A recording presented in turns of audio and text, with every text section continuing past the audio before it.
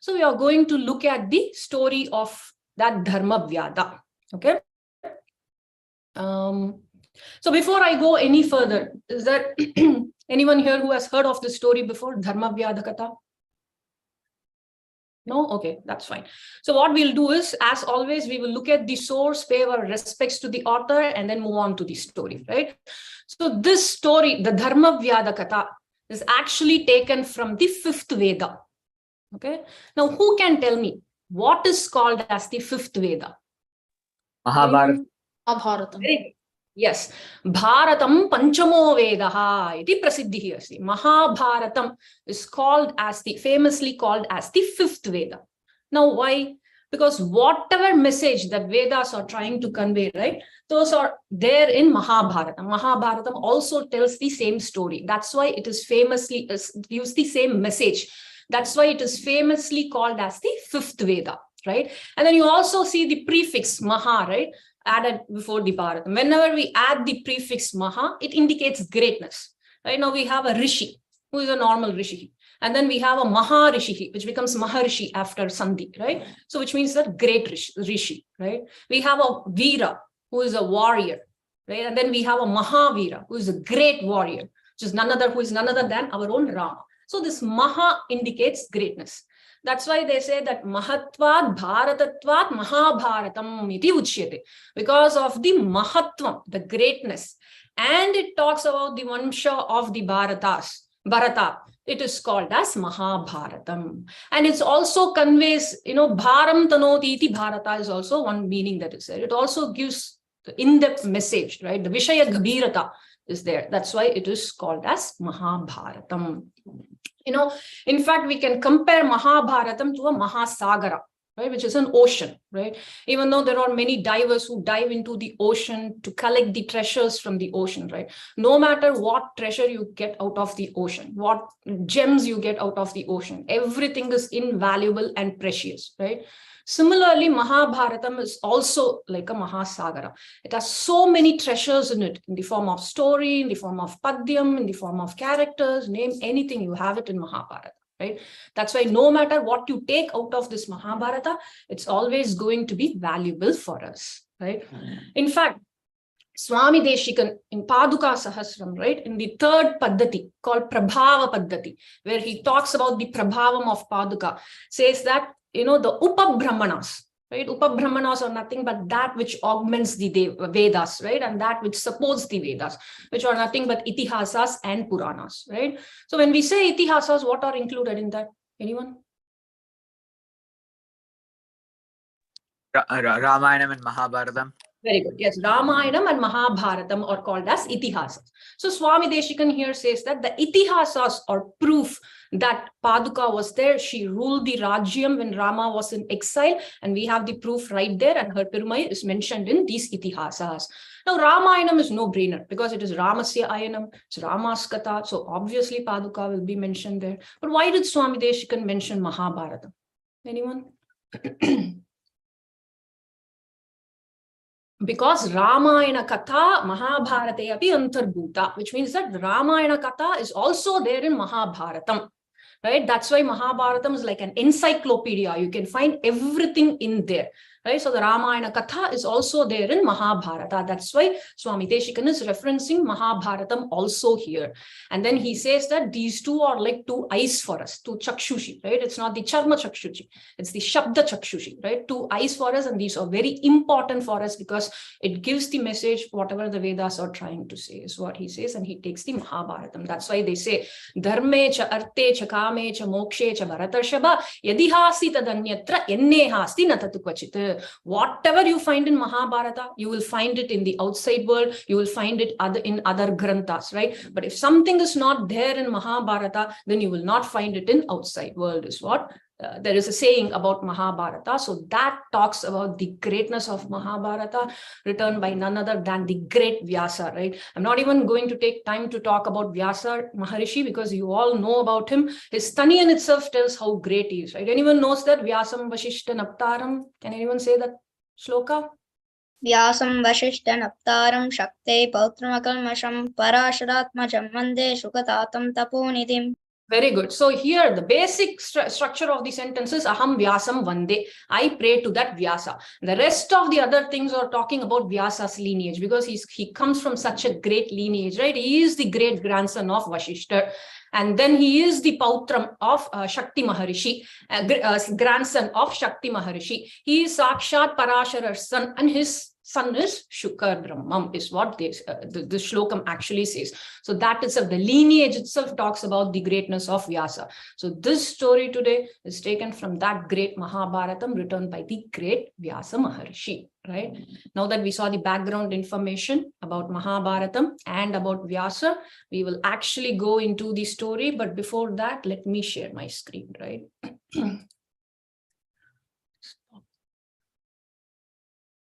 I hope you all can see my screen.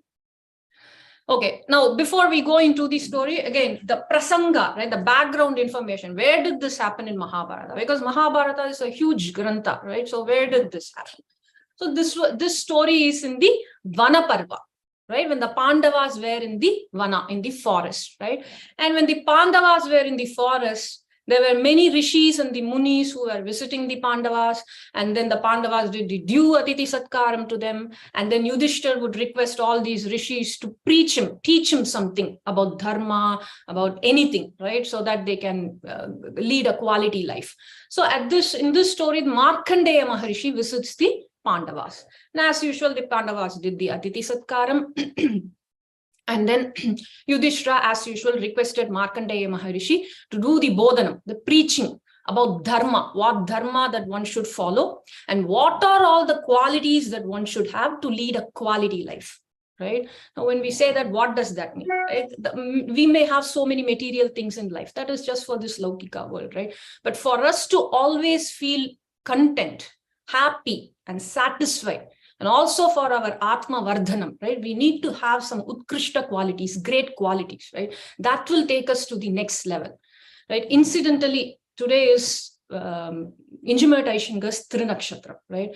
In Aishinga's Taniyan itself, you will see the list of qualities that Aishingar has, and we praise about that, right? Dhantik Shanti Dayadibihi Shubhagunaihi Bhantam. It is what the Taniyan says, right? So Injimert Aishingar was shining with all the Shubha Gunas. What are those gunas? Dhantik, Shanti, Daya, etc. What the Taniyan says, because we cannot combine everything together, right? So they say that Dhantik, Shanti, Daya, Adi means etc. With all these Shubha Gunas, Injimert Aishingar was shining. So to roughly translate, Dhanti means, patience, Shanti, forgiveness, Daya is compassion, right? So all our Purvacharyas have lived and they have shown us what are all the qualities that we should have as Sri Vaishnavas, generally as human beings, right? So that we always have those Utkrishta Chintanam and Utkrishta qualities, right? And similarly here, Yudhishthira is also asking Markandeya Maharshi to preach about the great qualities that one should have. Now, by all these things, you would have known that today's story is a Niti Katha, right, which imparts moral values, right? But I can promise you that it won't be full of this one, right? Gyan session. We have a beautiful story, so we'll look at the story, but we will also take the message that story also conveys, right? And then we will try to move forward. And then the other thing is that whenever we say Niti Katha, right, how can we not talk about Swami Deshik and Subhashita Nivi, right? Because that is a magnificent Niti Kavyam where he is imparting moral values to us all, right? So what we will do is that we'll take few padyams from Subhashita Nivi and we will also see as the prasanga of this story goes, okay? With this background information, let us actually jump into the story. Remember, Markandeya Maharishi is telling the story to Yudhishthira. Markandeya Maharishi said, okay, I'll teach you about Dharma, but I will tell all those things through a story called Dharma Vyadha Katha, is what Markandeya Maharishi says. And he starts to tell the Katha, Dharma Vyadha Katha. So how does the Katha start, right? Once upon a time, there was a Brahmana called Kaushika. Okay, and he was a good Brahmana. He did the Vedadhyayanam. He went to different places, learned from different gurus, and then he did his Vedadhyayanam. He started to do the tapas, the penance, the dhyanam to increase his tapobalam, and he was going in the right path. One such day, what happened? He was sitting under a tree and doing his dhyanam. At that time, what happened? A bird flew on top of Kaushika, and it dropped its waste on top of Kaushika. Immediately, Kaushika's tapas got disturbed. So he opened his eyes and he looked around to see what caused this disturbance. Why did my tapa got disturbed? He looked around, he realized what happened, and he got so angry that with anger in his eyes, he looked at the bird, and that's it. The very next moment, the bird got burnt into ashes and it fell down. And the very next moment, Kaushika felt bad. He felt that paschatapa. He was like, oh my God, what did I even do? In a moment's anger, I just killed that bird, is what he thought. And then he decided that, you know what, there's no point in continuing with the tapa for today. So let me wind up here and then go to the city and complete my other chores and then get the bhiksha and carry on with my daily activities, is what he decided. And he went into the nagaram, to the city, and he went to a house, and then he asked, Bhavati Bhiksham Dehi. And from inside the house, he can hear the Grihini say that, I'll be right back. Right? But as the Grihini was about to bring the bhiksha for Kaushika, her husband came home tired and hungry. Right? So immediately what she did was, she decided, she served her husband, she gave him food and then water, she took care of him first, and then she took the bhiksha and she came out to give Kaushika. In the meantime, Kaushika got angry. He was like, what is this? This lady made me wait. Is it even right? So as soon as the lady came out, he started attacking her with words and he started shouting at her, hey Grihini, don't you know what is right and what is wrong? Is it right of you to make me even wait? Didn't they teach you good things in your home? He started shouting at her with all these words, right? The Grihini calmly listened to it and she thought, you know what? Kaushika's anger is justified. Because I said I'll be out in a minute, but it took some time for me to come out. I don't want him to think that I made him wait wantedly. So what I'll do is I'll give him the explanation. So she started to explain to Kaushika, hey Vipravara, I was about to bring bhiksha to you. But when I was about to bring bhiksha to you, my husband came home tired and hungry. And as per Stri Dharma, the foremost duty of a lady is to take care of her husband.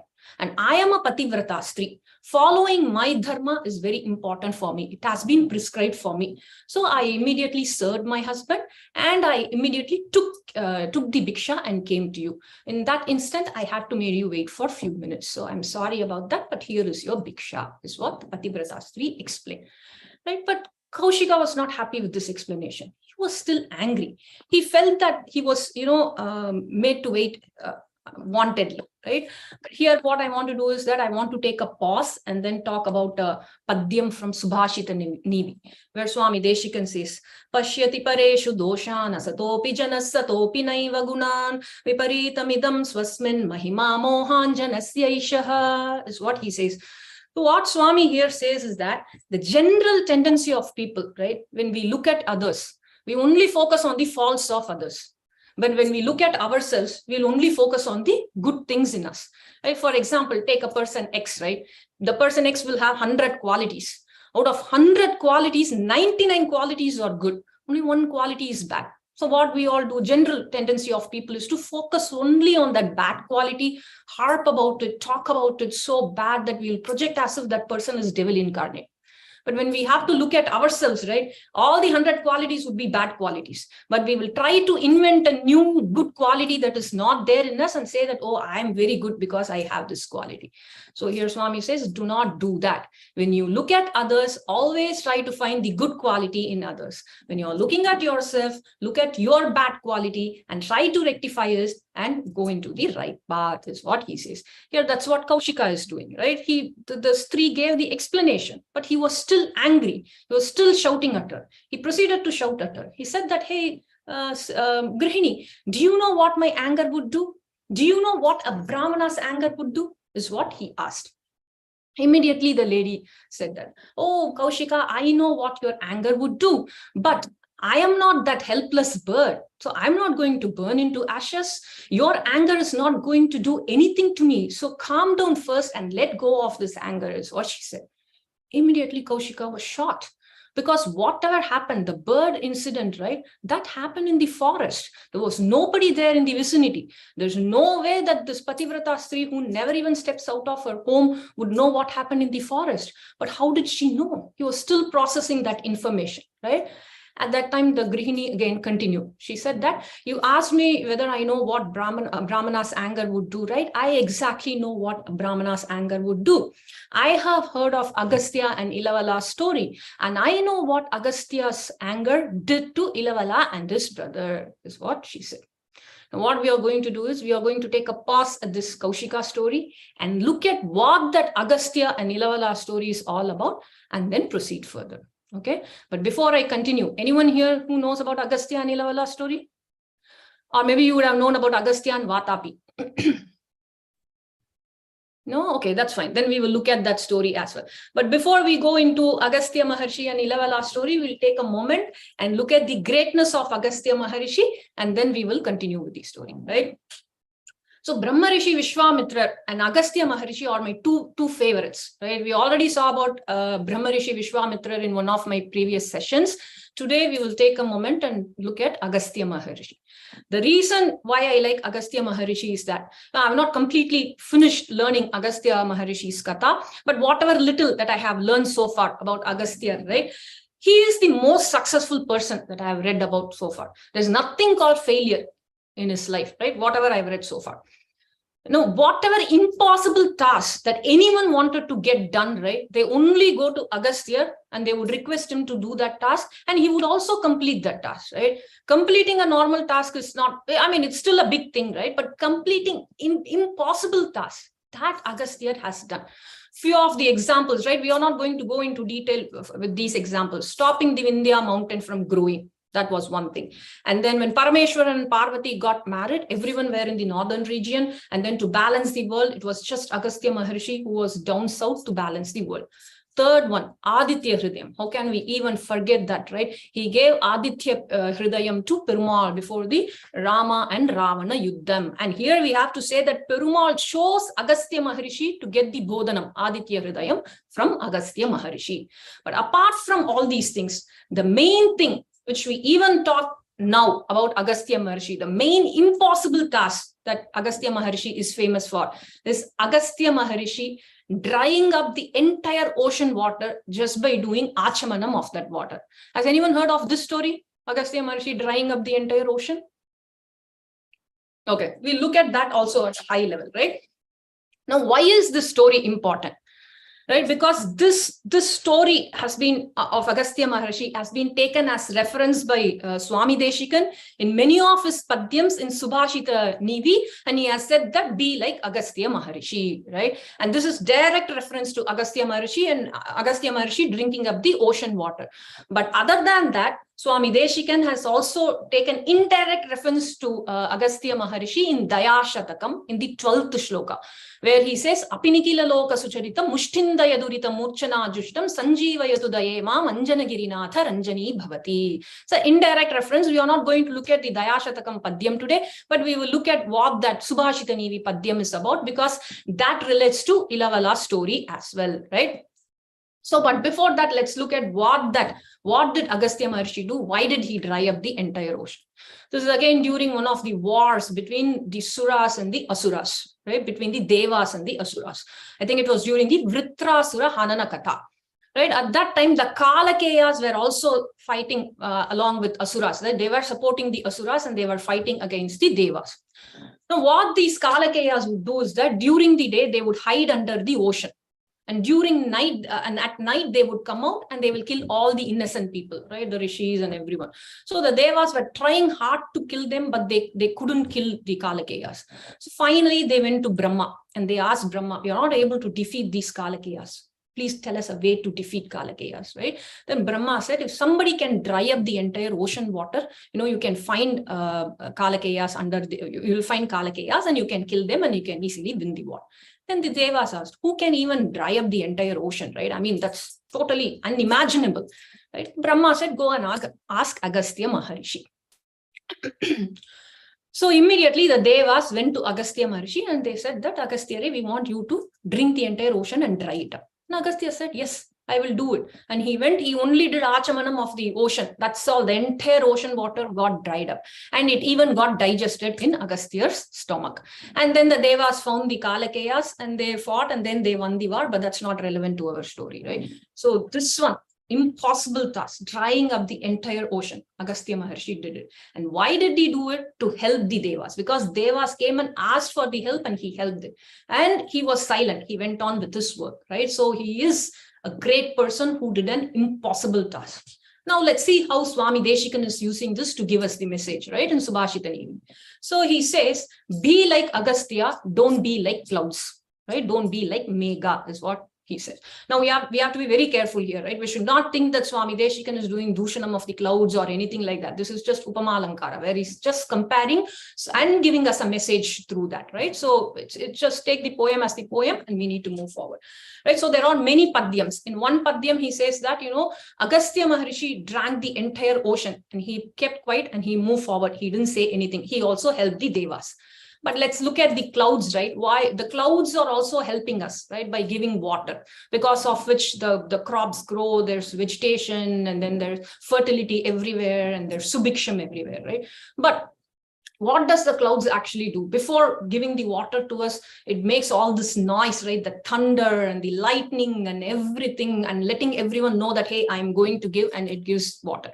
So Swami Deshikan is saying, don't do this dambam, don't do this dambaram, because you will only be a laughing stock. You will be an object of ridicule if you do that. In fact, in that padyam, he says that all the Pandya Nadis, right, like Tamraparni, etc., are laughing at the cloud, it seems. Oh, look at this cloud. It's making all these noise before giving and doing the dambam. But look at our Agastya. He drank the entire ocean. He's still keeping quiet. That's why Agastya is great. So we should not do dambam, and we should always be silent when we do the dhanam. This is one message. The next message that Swami gives in another, this is in Arnipuna Paddhati, which is a fool, right? Only a fool would think that they are equal to great scholars without realizing the scholars' greatness, right? Then there is another padyam that he takes in Dripta Paddhati, right? Those who show this arrogance and then they are proud and arrogant, right? There he says that don't be like that.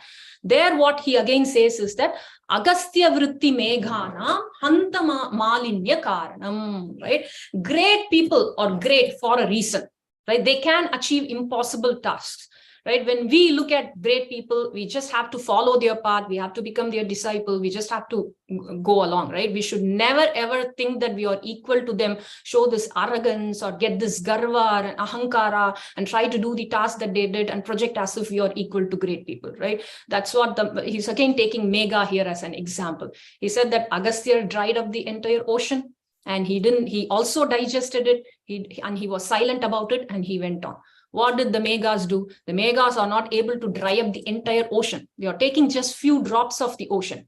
And then they are not even able to hold it, right? They just pour everywhere without having a regards whether that place needs water or not, right? So he says that even though they try, they will not be equal to the great person, because great people are reason for a great. So you should not fight against them, but go in their path is what he says, which is more relevant to the Ilavala story, how we will know as we look into Ilavala's story. But here I want to say one more thing, right? About the greatness of Swami Deshikan and his magnificent work called Subhashita Nevi. We will never get tired of talking about our Acharyan, right? Normally, a Niti Katha, when you say it's a Niti Kavyam, it will just go straight to the message, right? Do this, don't do that. Do that, don't do this, etc., right? But Swami Deshikan has written this Niti Katha in a way that there is a story weaved into it. Like he says that, be like Agastya, don't be like Mega, right? So we have to go in and see what did Agastya do, for which we have to know all these Purana Katha, and then what the Megas do, and then do the comparison, and then understand what the meaning is all about. This makes reading this work even more interesting than a normal Niti Kavya, right? And the other thing is that Sri Uve Uttamur Swami has written a Vyakhyanam for Subhashita Nevi, right? For each and every padyam, Swami has given at least 12 to 13, 14 meanings. And he says that Vistara Bhayena Atra Samapayami, because it will get more huge, I'm stopping it here, but there could be other meanings which you can learn elsewhere, is what he says, right? So this tells the greatness of Subhashita Nevi. So if you all get an opportunity to learn Subhashita Nevi, please go ahead and do it, right? Anyways, we digressed a bit. Coming back to our story, we were looking at the greatness of Agastya Maharishi, right? So now that we saw the greatness of Agastya Maharishi, what we will do is we will actually go into the Agastya and Ilavala story. So there is a Nagari called Manimati Nagari. Nagaram, a city, which is there near Kashi and Gaya.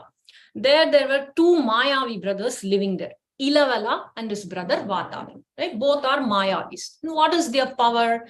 Ilavala could bring any dead person back from Yamaloka by calling their name. You just have to call their name. If they are in Yamaloka, they will get the life back and they will come back. That's the power of Ilavala. And what about Vatapi? Vatapi was a shapeshifter. He can take any shapes that he wants. He can be an animal, he can be a vegetable, he can be a tree, he can be anything that he wants, right? So once upon a time, what this Ilavala did was, he went to a group of Brahmanas and he requested the Brahmanas to give him a boon. What is the boon? That he wanted a son who should be powerful than Indra, right? That's what he asked the Brahmanas. The Brahmanas immediately said, no, we are not going to give you such boon, because Devendra is a position appointed by Perumal. If we give that boon to you, it is as if we are going against Perumal. So we cannot do that, is what the Brahmana said. The second thing is that you are a Rakshasa, right? If we give such a powerful boon to you, you are going to abuse it. So we are not going to give you that boon, is what the Brahmana said. And then Ilavala was so angry at the Brahmanas. From that day onwards, he started to have this hatred against Brahmanas, the Dvesha, right? And he decided to take revenge against those Brahmanas. So what he did was, whenever Brahmanas were traveling through his place, he used to put on a vesham, right? And act as if he was also a Brahmana. He will go near them and he will say that, you know what, it will be Adiyan's Bhagyam if you all come to my home, stay at my place, relax, rest, and then eat the food that I offer, and then continue with your journey. You know, it would be my blessing if you all do that. Please stay at my place. He would talk so soft that the Brahmanas would think, oh my God, such a great person, right? Where we can definitely stay at his place and we can, then proceed further with the journey is what they would think, and they would go to his place. So as soon as they go to his place, what this Ilavala would do is that he would mix Vatapi in the food and he would serve that to the Brahmanas. The Brahmanas will also eat the food. After they are done with the food, Ilavala would say, Vatapi agacha, Vatapi come out, is what they would say. And Vatapi will tear open the stomach of all the Brahmanas, thereby killing the Brahmanas, and he will come out, right? And by doing this Ilavala and Vatapi were taking their revenge against the Brahmanas because they refused to give him the boon. So here I want to talk about one more padyam from Subhashita Nevi, right? Where Swami says, Joshameka padesitva sanni krishnanshanadhasan bahirdarshita samshuddhir bakopyaharam arhati, is what he says. So Swami says that these people who put on an act, right, like this Ilavala and Vatapi, where they went and spoke very soft, right? They are like the bakas, like the crane, right? So we need to know what does the crane do? Right, the crane lives in the pond where the fishes are also in the pond, right? So the ahara for the crane are those fishes. But if the crane moves about, the fishes would know that the crane is there and they won't come near the crane, right? So what the crane would do is that it would actually stand in one leg, it seems, and it would stand so still that it would deceive the fishes into thinking that there is nothing there. And the fishes will think, oh, there's nothing there, there's no danger there, we can go there, and it will come near the crane. And as soon as the fish is near the crane will put its beak down, take the fish and eat it, kill it, right? So similarly, Swami says that there are people who will put on an outside act and talk as if they are really good. So you have to be smart and identify those people and stay away from those people. Don't believe those people is the message that we need to take from that, right? Now, moving on, at this time, Agastya Maharishi was there. And then what he did was, he was in that area and he was actually in need of some dhanam, right? So he went to a nearby kingdom and asked the king, right? You have, I'm in need of some money. Can you give me some money? Is what Agastya Maharishi asked the king. And then the king also, he knows that it's Agastya, right? So he also said, okay, I will give you the money. But Agastya Maharishi is great. I said, great people are great for a reason, right? So Agastya told her, no, just because you say you're giving, I am not going to get money from you. I want to make sure that you have enough surplus, that if I take money from you, your country, your kingdom and your people will not suffer by it. So show me your balance sheet. I want to see your profit and loss, and I want to see whether you have enough to give me, to do dhanam to me, is what he said. So the king came and gave his balance sheet. On looking at the kingdom's balance sheet, Agastya saw that they are running in deficit. They don't have enough money. And even if Agastya takes a penny from this kingdom, the kingdom is going to suffer, right? So he said that in my conscience, I cannot take money from you. So let's go to the next kingdom, is what he said. That's the greatness of Agastya, right? So they went to the next kingdom. There also, it was the same scenario. They were running in deficit, so Agastya didn't want to take money from that king as well. Then they went to the third kingdom. There also, it was the same scenario, right? Agastya didn't want to take money. Finally, he asked the kings, is there anyone here who has enough money that if they give me some, they will not be affected by it? Is there any such person? Can you point me to such person? So the king said that, yes, there is a person called Ilavala. And he is actually very rich. He has loads of money. And even if you take a few thousands from him, he's not going to be affected by it, is what they said. So immediately Agastya decided to go and meet Ilavala and ask him for money. So when he went, Ilavala saw Agastya approaching his place, and then he was very happy because one more scapegoat for him to kill, right? Because he has this dvesha against Brahmana. So when Agastya said that I am in need of money, Ilavala said, yes, I will definitely give you whatever you want, Maharshi. But you know what? Before that, it will be my bhagyam. He again put on an act, right? It will be my bhagyam. If you stay at my place, have food, and then, relax and then move on, I'll definitely give you what you want, is what he talked so sweetly. And then what happened? Agastya also said, Astu, I will eat at your place. And then as usual, Ilavala mixed Vatapi in the food and he gave it to Agastya Maharshi. And Agastya Maharshi also had the food. Then again, once Agastya Maharshi had the food, Ilavala again said that Vatapi agacha. Now, can anyone say, did Vatapi come out from Agastya's stomach? Yes, no? Okay, no, Vatapi didn't come out of Agastya's stomach, right? It's obvious because it is Agastya Maharshi. So when Ilavala got agitated, right? His brother didn't come out of Agastya's stomach. He said, Vatapi, agacha, Vatapi, agacha. He was getting agitated and tense and he kept on repeating Vatapi's name. Agastya calmly said, Vatapi jirno bhava. Vatapi got digested in my stomach, Ilavala. So he's not going to come out. So stop playing all these games with me. And are you going to give me whatever I asked for or not? Is what Agastya Maharshi asked Ilavala. Now, Ilavala was in a state of confusion, right? He wanted to delay. He didn't know what was happening, right? Suddenly, Vatapi is not coming out. It's clear that Agastya Maharshi killed him, but he still wanted some time. He was thinking that how dare Agastya Maharshi kill my brother? I somehow have to take revenge on Agastya. I somehow have to kill him. So while he was plotting all these things, he told Agastya that, sure, I'll give you whatever you want. What do you want? So Agastya Maharshi said, give me some dhanam and a chariot and 2 horses and dhanam to all these kingdoms as well, because they are in need of money and looks like they are in bad shape, right? And then what happened? Ilavala gave whatever Agastya Maharshi asked for, and then he was hiding behind the chariot, right? Because his intention was, Ilavala's intention was, when Agastya Maharshi enters the chariot, he just wanted to go behind Agastya Maharshi and just kill him, right? Because he was still angry.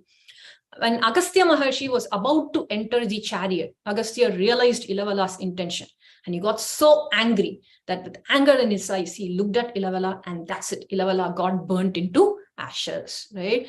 And this is what happened. Here, I want to talk about Tirukkural, right? Where Thiruvalluvar says, Endiya kolgayar siirin idai murindu vendanum vendu kedum. See, you might have special powers, right? Like Ilavala had special powers. You might be great. You might think that you can achieve anything, but great people are great for a reason, like Maharshi Agastya, right? If people of, high repute are there, you just have to fall at their feet and follow their path. Never ever consider yourselves as equal to them. This is what the Subhashita Nivi Padyam also I explained, right? Great people are great for a reason. Never think that you are equal to them. Never think that you can, win over them. Never try to copy them. Never try to harm them, because you are causing your own destruction.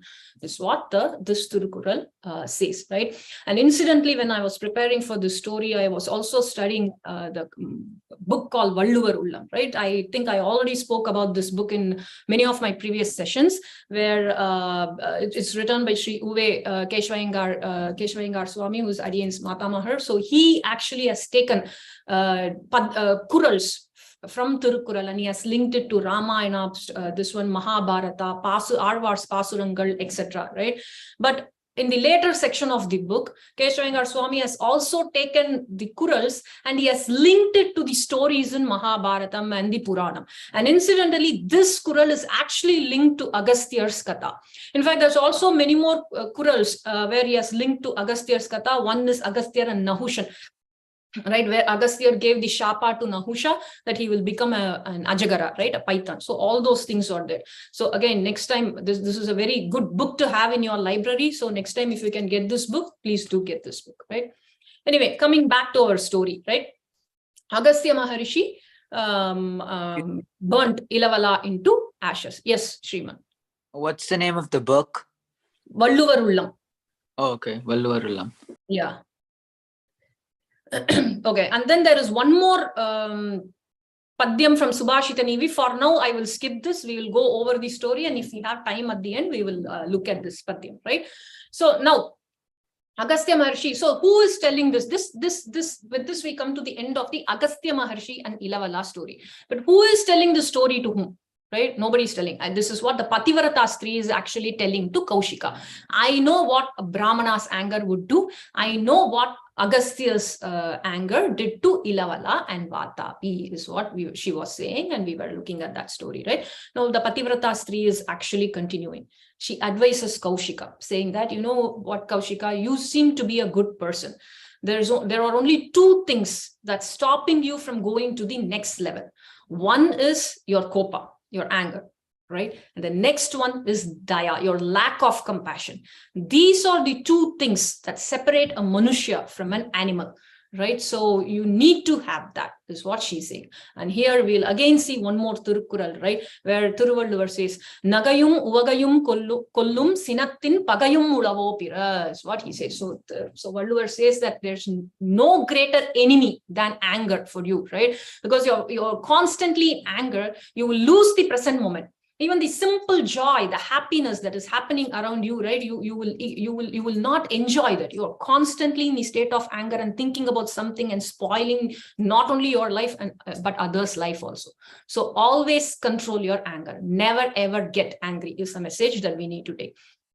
And the other Kural about compassion is that Valluvar says, Kannirku anikalam kannottam agdinrel punnendru unarappadum, is what he says. No. You don't need any adornment for the eyes, right? Anjanam, Kajjalam, Kajal, etc. Right? If you have compassion in you, that will automatically reflect in your eyes. And that itself is an adornment for the eye. But if you don't have compassion in you, right? Your eyes are not eyes. They are just wounds on your face, is what Thiruvalluvar says. Now, when listening to all these things, we will have a question on our mind, right? Control your anger, control your anger. Now, should I always control my anger? Should I never exhibit anger, no matter what the situation is? This is a question that we'll all have on our minds, right? For that, the answer is there in Ramayana. In Ramayana, Valmiki Maharshi, at the start of Ramayana, asks a bunch of questions to Narada Maharshi. Who in this world is Dyutiman, Kaha, Anasuya Kaha, who is good in conduct, who always talks the truth? He asks all these questions. In that, there is one Padyam where he asks, who is Jitakrodaha? Right? Jitakrodaha is one who has won over his anger, which means that he would never get angry. Anger is subservient to him. If he wants, he can get angry. Otherwise, he can control his anger. He's so good in controlling his anger. So basically, he will never get angry at all. So who is the Jitakrodaha is what Valmiki Maharshi asked Narada Maharshi. And then this is in the first pada, right? In the third pada of the same Padyam itself, he says, on seeing whose anger are the devas afraid. Right? In the first pada, he says, who has controlled this anger? And in the third pada, he says, on seeing whose anger are the devas afraid? Right? Isn't that like an oxymoron? For that, we have the answer, right? Where the anger is justified, show your anger. Where it is not needed, never show your anger. Let's take Kaushika's example, right? Yes, he was initially angry because he was made to wait. Yes, that is justified. But when the Pativrata Stri explained why she was late, and that too she was late because she was following her Dharma, he could have let it go and moved on, right? But he stood and he kept on arguing with her, right? So we need to see where we need to show the anger and then move on. In fact, in Bhagavad Gita, Bhagavan Krishna actually gives the different stages of destruction because of anger, right? The first stage is kopa. right? The kopa, your anger, you get anger because of some disappointment, because you wished for something that didn't happen, and because because of so many things, you will get anger. But if you don't control that kopa, right, it will go to the next stage, which is the krodha, right, which is the burning rage. We say that, right? You go there. And then when you go into this burning rage, even in English we have, right, blind with rage is what we say, right? Once you go there, you will have the mati vibramaha. So you'll be confused in your mind. If you're confused in your mind and you're always in this rage, you don't know what is right and what is wrong, and your buddhi nasha will happen, and that will cause your destruction. So you have to control your anger. In fact, there is one more saying in Sanskritam, right, where it says that there are two things in this world which you have to nip it in the bud, right? Kill it at the starting stage itself. Otherwise, that is going to take over you and destroy you. What are those? First is Vyadhi, right? If disease should be identified early and it has to be treated early. If you don't do that, the disease will take control of you and then it will destroy you. The second is Shatru. Shatru as an enemy, right? If you don't take care of your enemy, then enemy will destroy you. And here the enemy we are talking about is anger, because anger is your foremost enemy. If you don't take care of your anger at the starting stage itself, the anger is going to take control of you and it will destroy you. This is the message that we need to take here. So if you're angry, take a step back, go out for a walk, do other things, come back after a few hours, you will see things in a new perspective. It will be totally different and it will save you a lot of trouble. Okay. So this is what the Pativrata Stri also advised Kaushika. And she told Kaushika that, look, Kaushika, since you seem to be a good person, I will give you one more advice. Go to Mithila and meet Dharma Vyadha there, and then learn all the dharma and the values that one should have in life, right? Learn all those things from him. That will take you to the next level, is what the Pativrata Stri explains. And she goes inside her home. And then Kaushika thought, this Grihini seems to be very intelligent. The way she spoke and the way she knew what happened in the forest tells me that she has special power. And if she says that I have to go to Mithila and meet the Vyadha, I will definitely do it, is what he decided. And he went to Mithila. And after reaching Mithila, he asked directions to Vyadha's place. And then to his surprise, when he finally reached Dharma Vyadha's place, Dharma Vyadha was actually a butcher who was cutting the mamsam and he was selling it to people. So Kaushika was shocked on seeing that, right? So what he did was, right, he was staying at a corner and he was waiting and watching this Dharma Vyadha, right? After some point, Vyadha also started to note that Kaushika was waiting here. So he quickly wrapped up his business and he came to Kaushika with folded hands, and he told Kaushika that, what? Looks like the Pativrata Stri sent you here to me. So if you're okay, we can go to my home and then, we can have a discussion there, is what he said. Now, Kaushika got the second shock of his life. The first one was Pativrata Stri seemed to know whatever happened in the forest when nobody was there. Now here, this Dharma Vyadha seems to know that the Pativrata Stri sent him, right? How is it even possible? There's no way for Pativrata Stri to send a messenger to inform Dharma Vyadha that Kaushika is coming there, because Kaushika left immediately. So he was shocked. But then Kaushika thought, okay, let me follow Dharma Vyadha and let me find out what is happening, is what he said. And as soon as they went to Vyadha's home, the Vyadha immediately went to take care of his parents. He did whatever seva is needed for his parents. And then he came back and he asked Kaushika, that what is it that you want to know? Then Kaushika said, yes, you are right, Vyadha. It was the Stri Pativrata Stri who actually sent me. She said, you can teach me everything about Dharma and you can teach me so many things that I don't seem to know. So can you please tell me whatever it is that you know, is what he asked. And then the Dharma Vyadha proceeds to do the bodhanam, right? Teach Dharma and the values that one should have in life to Kaushika. And this actually in Mahabharata goes to 4 to 5 adhyayas comprising of around 450 shlokas, right? So it's going to be impossible for us to look at all those things. But what I have done is that, and mostly it's Upadesham, right? What I have done is that I've taken few things that we definitely need to know, and I have listed it here. This is not a comprehensive list. This is not all. There are so many things that Vyadha is actually telling, but for this session, we are going to just look at these points and then move forward, okay? With that, the Dharma Vyadha is now actually giving the Bodhanam to Kaushika. He says that, you know what, no matter what happens, follow your Dharma without fail. Right? Don't give any excuses. If there is a dharma prescribed to you as per your varnashrama, do that without any fail. That's going to take you to the next level. Another reason why Bharatam Panchamo Vedaha, the example as to why Bharatam is Panchamo Veda, because this is the message that Vedas also give us, right? The second thing he says is that don't talk ill of others. Right? Don't go behind somebody's back and talk about bad of them, right? That is the cheap and the worst behavior that you can have. Never ever do that, is what the Vyadha advises Kaushika. Right? In fact, there are many people, right, who would just say that, you know, that X person told me that this person is bad and all those things, right? That is an indication that you need to stay away from that people. If you have to know how do I identify, that's an indication. In fact, few people will even take Periyaval's name and said that they said like this, and this is how it is, right? Never ever do that. You know, if you do that, you're causing your own destruction, right? Stay away from those people. That's the message that we have to take. Don't talk ill of others.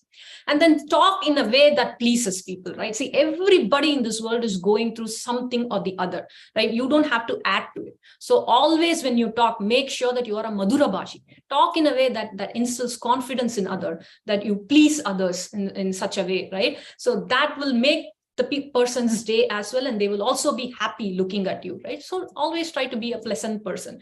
In fact, Thiruvalluvar says, Teenal sutta punnu ullaru maarade, navinal suttavadu. If you use harsh words, right, even the flesh wounds will get healed quickly. But the wound that you inflict through your words, right, that will never heal. So always choose what you're going to talk, and then make sure that you talk really nice. And there's one more thing that he says, Yagavarayinum nakaka kavakal sogapar sollirukku pattu, right? So if you don't control your tongue, right, and you talk some nonsense, especially this backbiting and then going talking about others, ill of others. In fact, there is an adhyayam called Purankurudal in Tirukural where he talks about this backbiting, right? So if you do that, you will get destroyed by your own tongue itself, is what he says. So always be pleasant, never ever talk bad of anybody. Even if you know that somebody is bad, you keep quiet. You don't have to do anything. If you have issues with someone, just take it up with them directly, right? That's how you need to do it.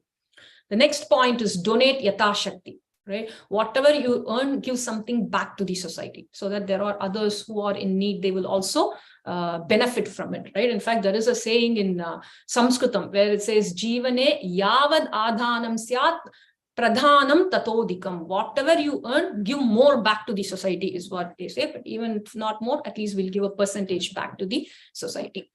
The next point is, don't try to steal others' things, right? If it is rightfully yours, it will stay with you. If you take something that is not rightfully yours, it's not going to stay with you for long. Even if it stays with you, it's only going to give you trouble. So never ever wish for others' possessions, right? And then be compassionate towards other human beings. We already saw this, right? So I'm not going to explain more on this. Daya is something that every one of us should have towards other living beings.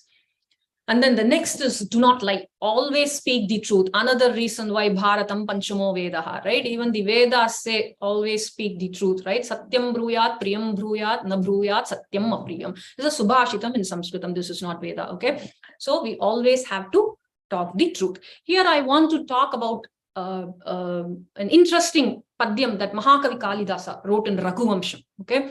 And Raghuvamsham, when describing the characteristics of Raghu, right, Mahakavi Kalidasa says that Tyagaya Sambrthartanam Satyaya Midabashinam Shaishave Vijikishunam Prajaya Grihamedinam is what he says. He says that the Raghus are Mithabhashis, right? Mithabhashi as in they don't talk much. They'll just answer yes, no, maybe, that's all. They won't talk much, it seems. And Mahakavi Kalidasa is explaining why are they Mithabhashis? Satyaya Mithabhashina is what he says. To maintain the truth, they are Mithabhashis, is what Kalidasa says. No, that's a very interesting thing, right? Why to maintain the truth, somebody has to be a Mithabhashi? Any idea? Because the Vyakyanam for this is, right, when you keep on talking, what happens is that without you realizing, inadvertently, a lie will come out of your mouth, it seems. To cover that lie, you will tell another lie. To cover that lie, another lie. To cover that lie, another lie. And after a point of time, you would have said a bunch of lies. You would think that I've already told so many lies. What's one more, right? That's the attitude that we will get. So the Raghus didn't even want to inadvertently tell a lie.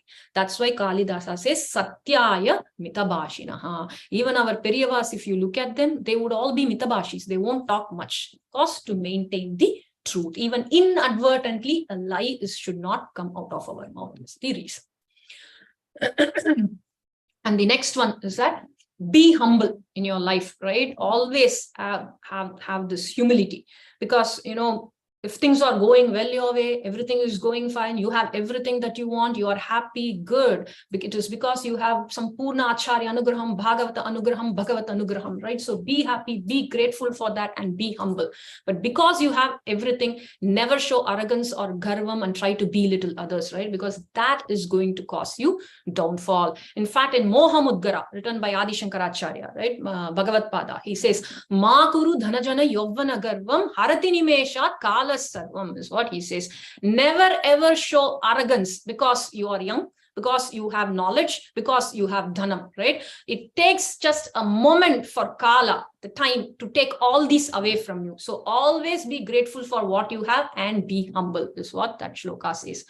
In fact, when we talk about humbleness, humility, etc., right, the first person that comes to our mind is again Swami Deshika.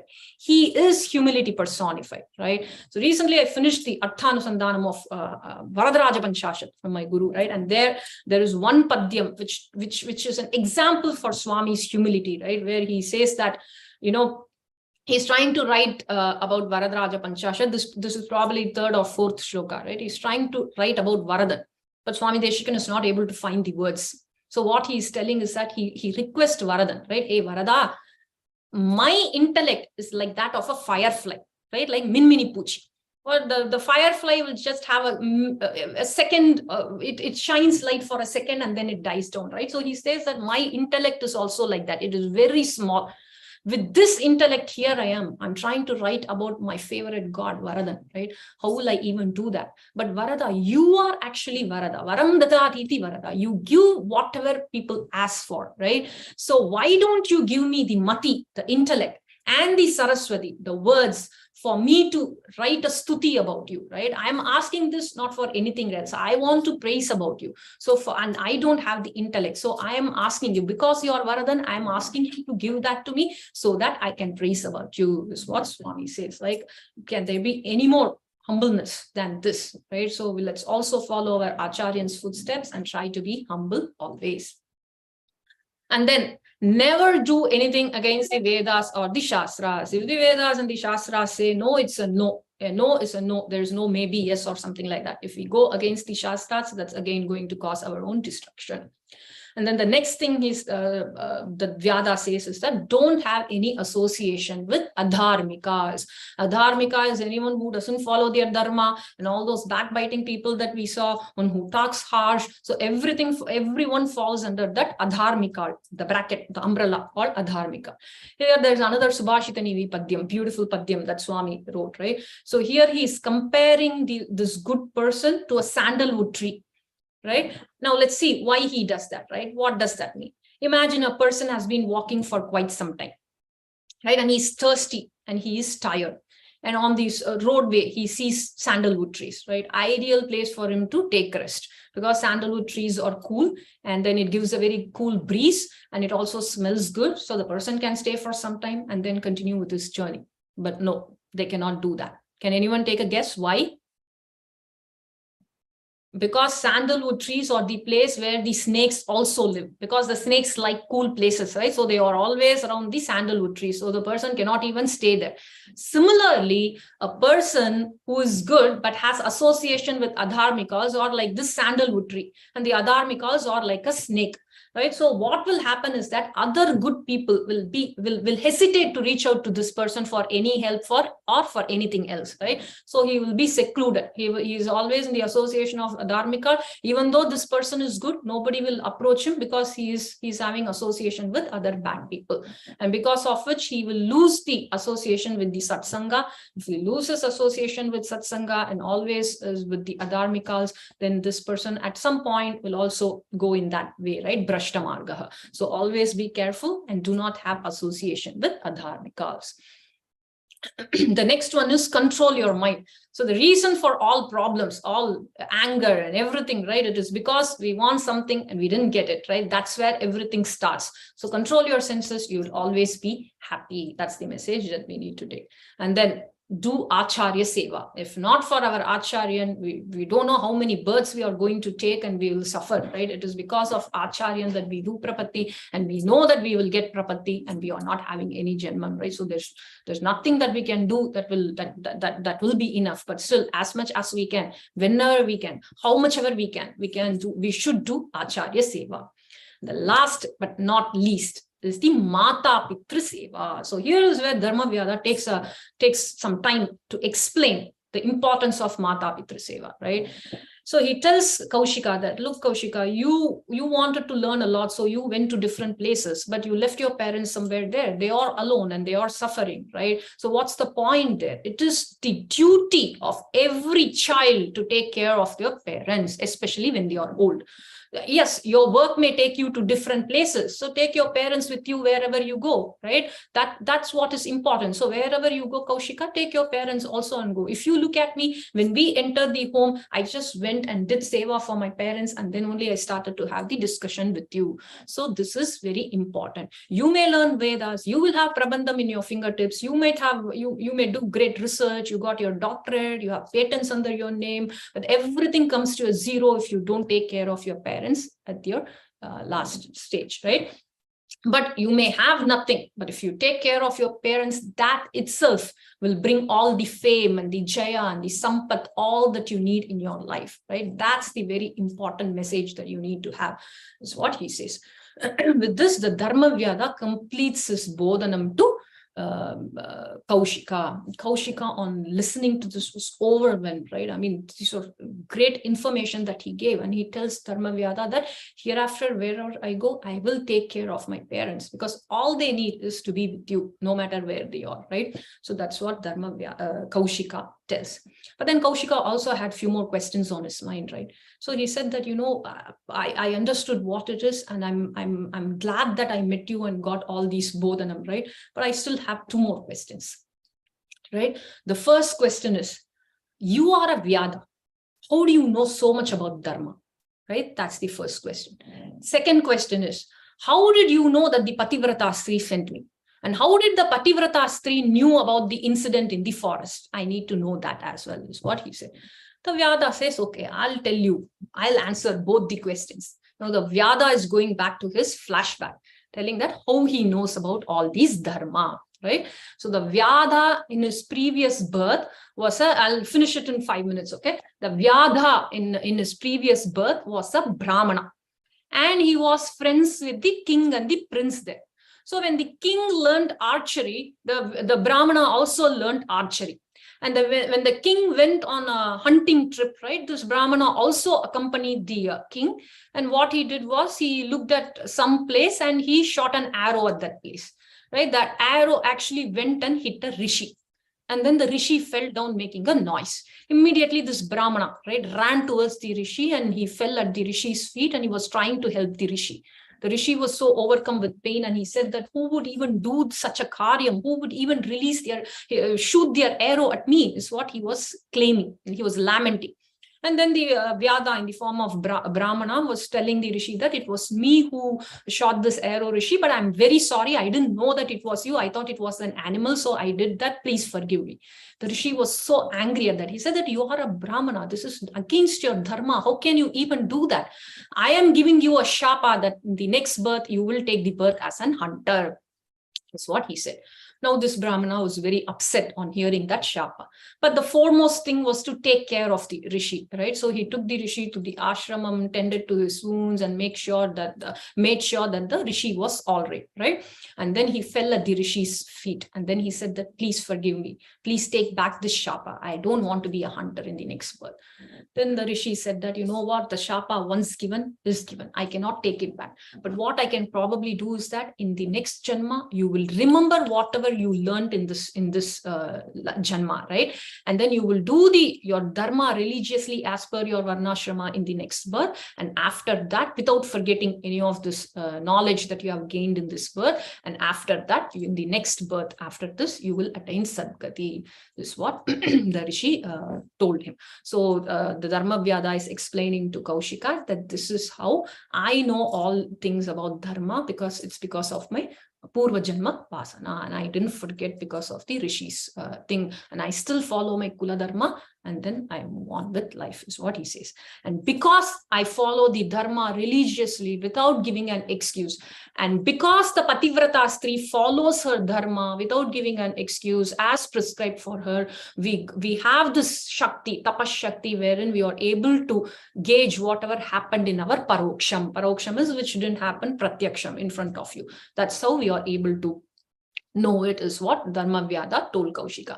And he also tells Kaushika that, you know what, Kaushika, you are doing good in this janma, and you are the janma as a Brahmana. Don't waste it, right? Don't waste it like me. Do adhyayanam, take care of your parents, learn everything possible, and then you know what, you will also attain Sadgati in this janma itself, is what he says.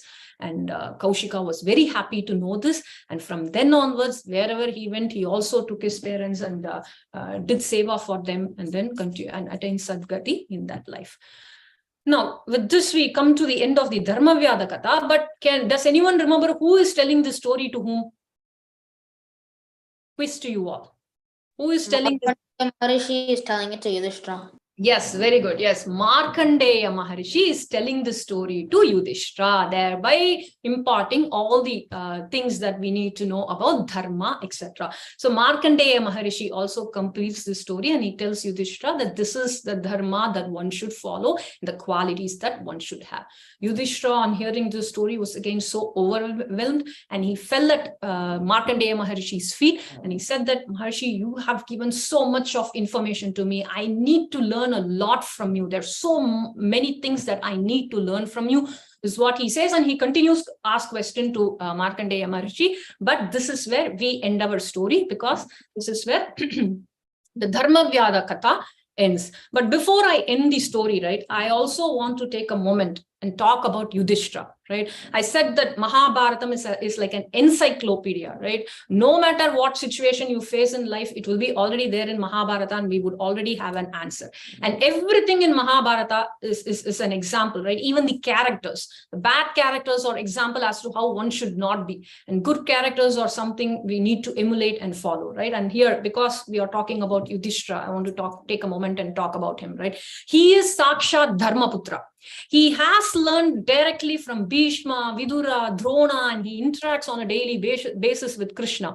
But even then, whenever the opportunity arises, he goes and asks the rishis to preach him something, teach him. Even though he knows it, he still asks them to teach it. Right? Normally, what is our tendency? Even me, right? If I've studied a subject, I'll be hesitant to read that again because I already studied that. Why would I spend time on that, right? But that's the attitude that we should not have. No matter what, whenever we get the opportunity, we need, even though we know it, we need to listen to the same stuff again and again so that we become SMEs in that, right? SMEs in that. So Yudhishthira is one such person. We can emulate that characteristic. In fact, before this Dharma Vyadha Katha, right, is the Ajagara Upakhyan, where the Nahusha will be there because of Agastya Shapa. Nahusha, King Nahusha will be in Python, not the software language, right? The Python as in the Ajagara, right? The snake. And then the Nahusha will capture Bhima. And he'll say that I will not let go of Bhima until Dharmaputra answers my questions on Dharma. Right? So Dharmaputra will again answer all the questions that Nahushan asked, thereby not only releasing Bhima, Nahushan will also get the Shapa Vimochana. Because Agastya would say, if somebody answers your Dharma question, you will be released from the Shapa. So that is before this, this Dharma Vyadha, before he meets Markandeya Maharshi.